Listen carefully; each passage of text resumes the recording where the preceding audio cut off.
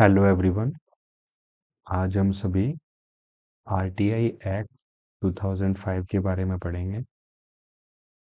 सबसे पहले मैं आप सभी को बताना चाहूँगा कि ये टॉपिक आरटीआई एक्ट हमारे यूपी पुलिस एग्ज़ाम एसआई के लिए इम्पोर्टेंट रहेगा।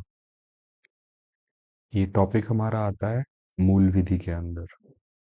तो चलिए इस छोटे से टॉपिक को स्टार्ट करते हैं। एग्ज़ाम पॉइंट ऑफ व्यू से सबसे ज़्यादा इम्पोर्टेंट क्या होता है? कोई भी एक्ट है ना, उसका पूरा नाम इम्पोर्टेंट होता है हमारा। कितनी उसके अंदर सेक्शंस हैं, कितने चैप्टर्स हैं, कितने स्केड्यूल्स हैं और डेट्स इंपॉर्टेंट होती हैं। सो आरटीआई की फुल फॉर्म क्या होगी, पूरा नाम क्या है इसका? राइट टू इंफॉर्मेशन, मतलब सूचना का अधिकार।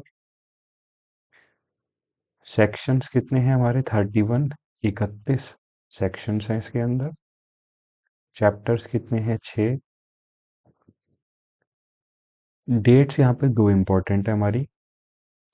पहली डेट इंपॉर्टेंट हमारी है जिस दिन ये एक्ट हमारा बना, मतलब हमारा लोकसभा, राज्यसभा, प्रेसिडेंट के साइन होने के बाद जब ये एक्ट बना, तो वो डेट थी हमारी 15 जून 2005। और कब इम्प्लीमेंट हुआ, मतलब इंडिया के अंदर इसको इम्प्लीमेंट कब किया गया, एनफोर्स कब किया गया, तो वो डेट थी हमारी 12 अक्टूबर 2005। अब बात करते हैं जो ये राइट टू इंफॉर्मेशन है, जो इसमें राइट लिखा हुआ है ना, इस राइट का मतलब ये किस तरह का राइट है? मतलब अधिकार कैसे वाला अधिकार है? मतलब नॉर्मल अधिकार है या नहीं? मतलब हम इसके लिए लड़ भी सकते हैं, कोर्ट जा सकते हैं। तो ये हमारा क्या है? एक फंडामेंटल राइट है। फंडामेंटल राइट है तो हमारे कॉन्स्टिट्यूशन के आर्टिकल 19(1) के अंदर आता है, freedom of expression and speech के अंदर। इसी आर्टिकल में ही प्रेस के पास जो राइट्स है ना, वो भी इसी आर्टिकल के अंदर आते हैं। अब ये आरटीआई जो है ये इतना इम्पोर्टेंट क्यों है, एक क्वेश्चन उठता है। तो आरटीआई इसलिए इम्पोर्टेंट है, सिंपल सा, एक ट्रांसपेरेंसी बनी रहे पूरे सिस्टम के अंदर। गवर्नमेंट जॉब की हम सभी तैयारी करते हैं, तो गवर्नमेंट जॉब में अगर ट्रांसपेरेंसी नहीं रहेगी, आजकल सभी यूज़ करते हैं ना आरटीआई का। कहीं पे वैकेंसी होगी तो हम आरटीआई लगा देते हैं कि कितनी वैकेंसी है, पहले कितनी थी। तो ये ट्रांसपेरेंसी आ रही है। और ये सब आरटीआई से ही मतलब हमारा करप्शन भी रुकता है। जो भी हमारे गवर्नमेंट ऑफिशियल्स हैं, जो भी एम्प्लॉयज हैं, जो भी डिपार्टमेंट है, तो सब ट्रांसपेरेंट रहते हैं इस चीज से। आरटीआई की हिस्ट्री के बारे में बात करते हैं, है ना।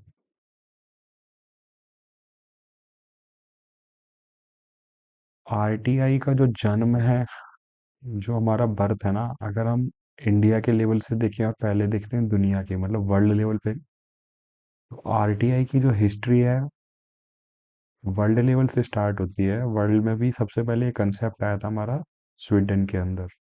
स्वीडन के अंदर आया था सबसे पहले ये कंसेप्ट 1766, 1766 में।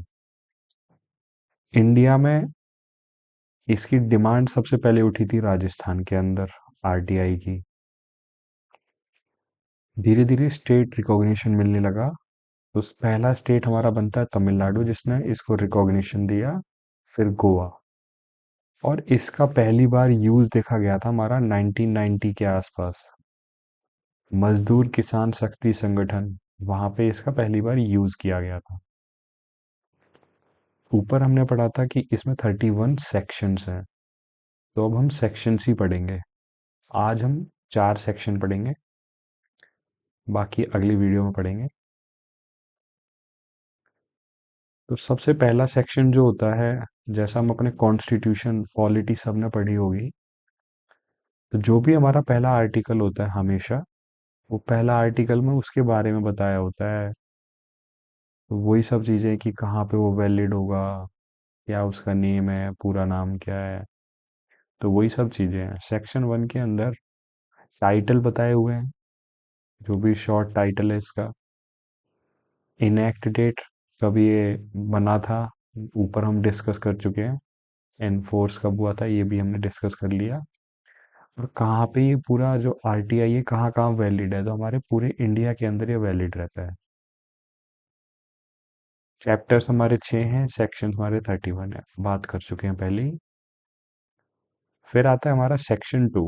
सेक्शन 2 मेनली हमारी डेफिनेशन है इसके अंदर।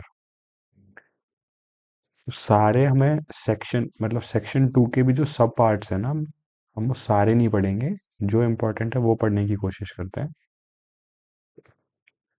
तो सबसे पहले देखो, सेक्शन 2 का ही जो पहला पार्ट है, उसमें डेफिनेशन आती है हमारी अप्रोप्रिएट गवर्नमेंट, समुचित सरकार की डेफिनेशन आती है। मतलब क्या होता है, मतलब जो हमारा विधि द्वारा स्थापित जो कानून है, उसके द्वारा जो हमारी स्टेट लेवल पे या सेंट्रल लेवल पे जो भी हमारी गवर्नमेंट इलेक्ट होके जाती है, वही हमारी अप्रोप्रिएट गवर्नमेंट होती है। Appropriate government means government established और कॉन्स्टिट्यूटेड बाय लॉ। ठीक है, तो सेक्शन 2 और उसका भी ए पार्ट, ए से ही स्टार्ट हो रहा है हमारा अप्रोप्रिएट गवर्नमेंट।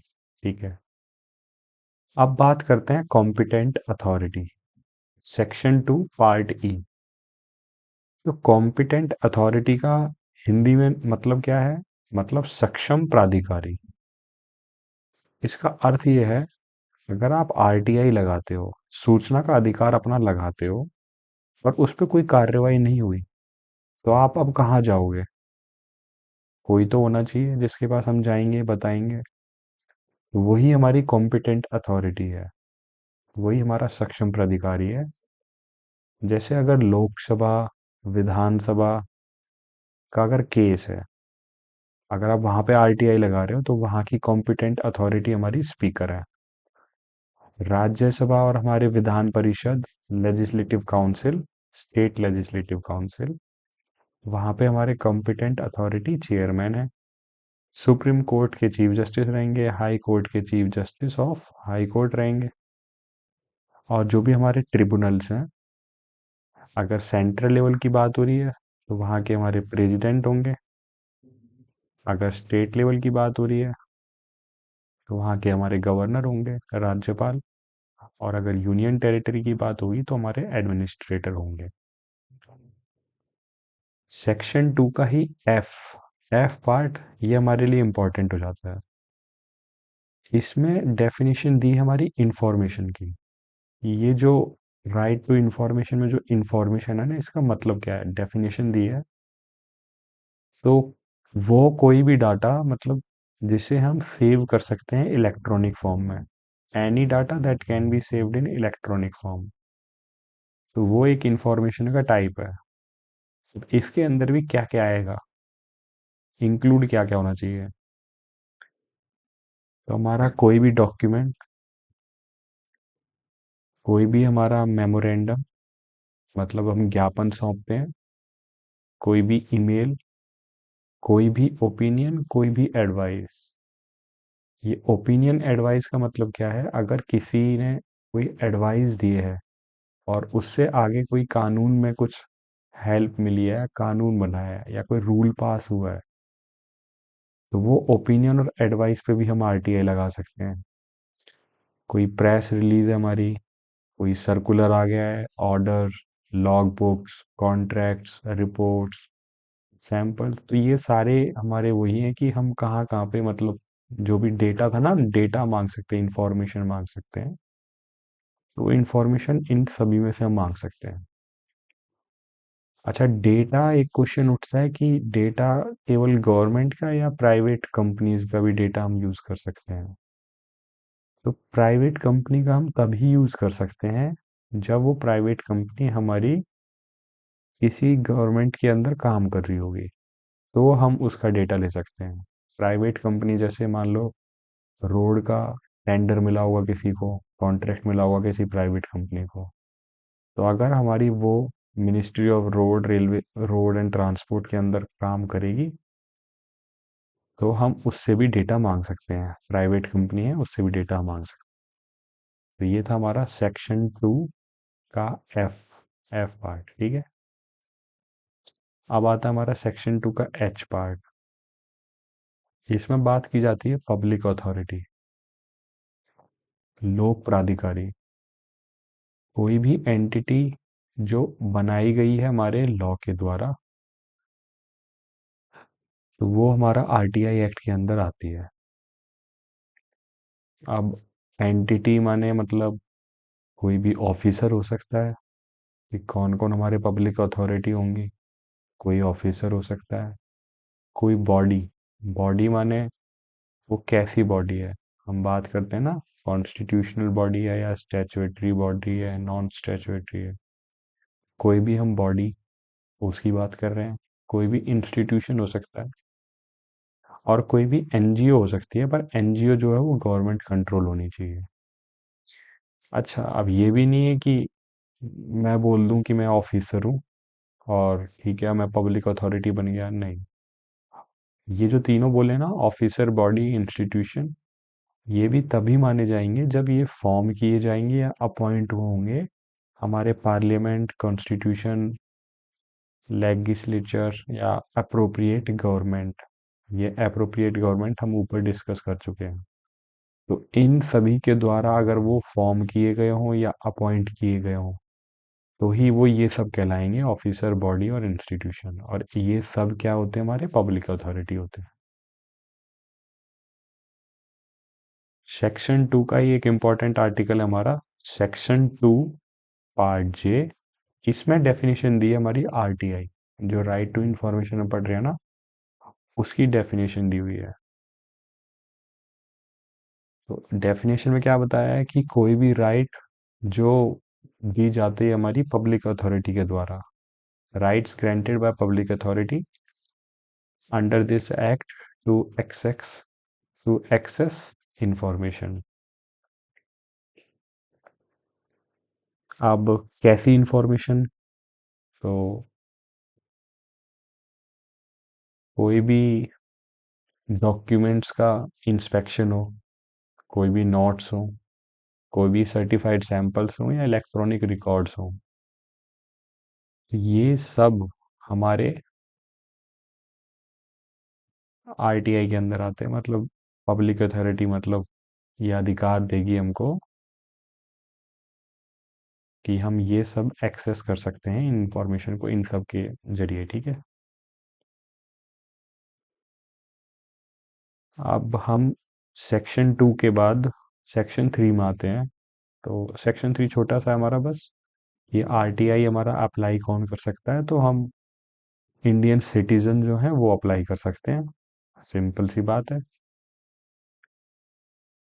और ऑब्लिगेशंस ऑफ पब्लिक अथॉरिटी, जो पब्लिक अथॉरिटी हमने ऊपर पढ़ी थी, लोक प्राधिकारी, उनकी भी कुछ ऑब्लिगेशंस होती हैं। मतलब ये ऐसा नहीं है कि केवल लोगों के लिए ही आरटीआई है, कि जो पब्लिक अथॉरिटी हमारी किसी डिपार्टमेंट में, कहीं पे इंस्टीट्यूशन में कहीं पे बैठी है, तो उनके लिए भी ऑब्लिगेशंस होती है, तो उनके लिए भी रूल्स हैं। तो सेक्शन 4 में वही ड्यूटीज, रिस्पॉन्सिबिलिटीज को बताया गया है। जैसे सबसे पहले क्या होगा कि जो भी डॉक्यूमेंट्स होंगे, उनको हमेशा वेल ऑर्गेनाइज रखना होगा। एंश्योर करना होगा कि उनकी जो, मतलब किसी ने आरटीए लगाई, तो ऐसा नहीं है कि अब मैं बोल दूं कि हम डॉक्यूमेंट्स ढूंढ रहे हैं, तो हमको जल्दी से जल्दी सामने वाले बंदे को क्या है, अवेलेबल कराना होगा, जैसे ही रिक्वेस्ट कहीं से आती है। डॉक्यूमेंट्स को मेंटेन करना पड़ेगा इलेक्ट्रॉनिक फॉर्मेट में, अगर पॉसिबल है। अगर आप इलेक्ट्रॉनिक फॉर्मेट में आप रख सकते हो तो ज़रूर रखना पड़ेगा।